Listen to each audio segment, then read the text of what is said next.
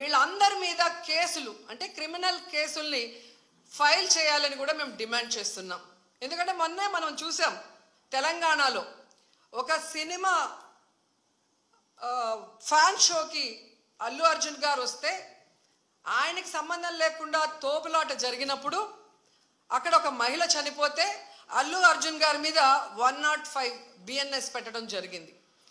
మరి అలాంటప్పుడు ఇక్కడ ప్రతి సంవత్సరం లక్షలాది మంది వస్తారని తెలిసి వాళ్ళకి సేఫ్టీ కల్పించి వాళ్ళకి అన్ని సౌకర్యాలు అందించి వాళ్ళకి టికెట్లు ఇవ్వడానికి క్యూలో ఏర్పాట్లు చేయాల్సిన బాధ్యత ఉన్న చంద్రబాబు నాయుడు గారి నుంచి టీటీడీ చైర్మన్ పాలక మండలి నుంచి కింద స్థాయి ఎస్పీ వరకు మరి అందరూ బాధ్యత వహించాలి కదా.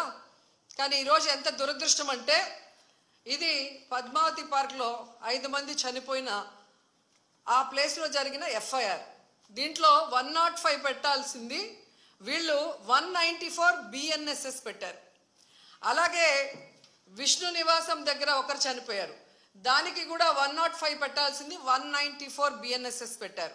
అంటే ఇది ప్రమాదవశాత్తు జరిగింది, ఏదో జారి పడిపోయి తొక్కిసలాట జరిగింది, దీంట్లో ఎవరు కూడా కావాలని చేయలేదు, మాకెవరికి దీంట్లో సంబంధం లేదు అని చేతులు కడిగేసే కార్యక్రమం చేస్తున్నారు.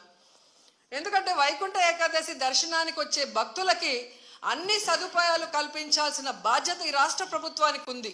ఈ రాష్ట్ర ప్రభుత్వం ఆ జిల్లా ఎస్పీకి అలాగే కలెక్టర్కి బాధ్యతనిస్తారు, అలాగే పాలక మండలికి బాధ్యతనిస్తారు.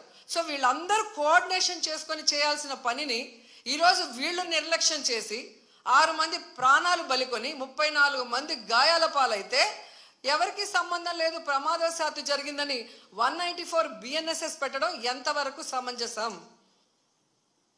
సో ఈరోజు నేను అడుగుతున్నాను, మొన్న విజయవాడలో హైందవ శంకారావం చేశారు, హైందవుల్ని మనం కాపాడుకోవాలి. మరి ఈరోజు ఇంతమంది హైందవ భక్తులు చనిపోతూ గాయాలవుతుంటే ఎక్కడికి వెళ్ళారు ఈ పీఠాధిపతులు?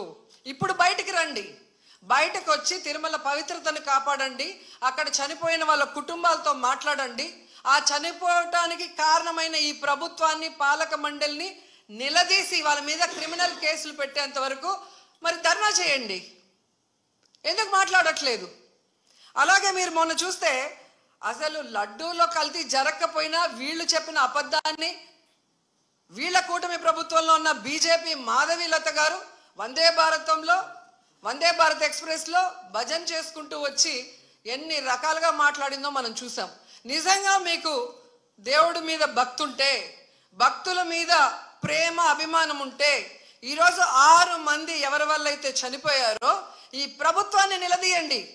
ఈ ప్రభుత్వంలో ఎవరెవరు ఈ చావుకు కారణమయ్యారో వాళ్ళందరి మీద మోడీ గారికి చెప్పి క్రిమినల్ కేసులు పెట్టించండి. అంతేగాని ఈరోజు మీరు పూసుకొని మీరు చేస్తే మాత్రం అది కరెక్టు, వేరే వాళ్ళు చేస్తే తప్పు అన్నట్టుగా దొంగ మాటలు చెప్తూ ఎవరి మీద మా దుమ్మెత్తి పోయాలనుకుంటే ప్రజలు అన్నీ గమనిస్తున్నారు. అండ్ ఈరోజు మీరు చూస్తే మోడీ గారికి కూడా మేము విన్నవించుకుంటున్నాం, మీకు భక్తి ఎక్కువ ఉంది కాబట్టి ఈరోజు తిరుమలలో జరిగింది పూర్తిగా చంద్రబాబు నాయుడు గారి ఫెయిల్యూర్, ఆయన నియమించిన అఫీషియల్స్ పాలక మండలి ఫెయిల్యూర్. సో వీరందరి మీద విచారణ జరిపించి దీనికి ఎవరెవరి నిర్లక్ష్యం కారణమో వాళ్ళందరి మీద క్రిమినల్ కేసులు వేసి వీళ్ళందరినీ లోపల పెట్టాలి. ముందు వీళ్ళందరితో రాజీనామా చేయించాలని కూడా డిమాండ్ చేస్తున్నాం.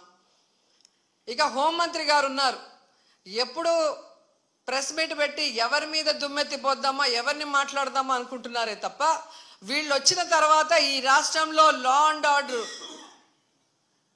ఎలా దిగజారిపోయింది, మహిళల మీద ఎలా అఘాయిత్యాలు అవుతున్నాయి, ఏ విధంగా మనుషులు చనిపోతున్నారు తోపులాట్లో పోలీసుల నిర్లక్ష్యం వల్ల, వీళ్ళకి కంట్రోల్ లేదనేది స్పష్టంగా అర్థమవుతుంది. సో ఇలాంటి వాళ్ళని హోంమంత్రిగా పెడితే ఇంకెంతమంది ప్రాణాలు తీస్తారో ఒకసారి మీరే ఆలోచించి యాక్షన్ తీసుకుంటే మంచిదని కూడా కోరుకుంటున్నాను. అండ్ మనకొక సనాతన యోధుడు తిరుపతిలో ఆయన డిక్లేర్ చేసుకున్నాడు, నేను సనాతన యోధుణ్ణి, హిందువుల పక్కన నిలబడుతున్నా, హిందువులకు ఏదైనా జరిగితే నేను ఊరుకోను అన్నావు.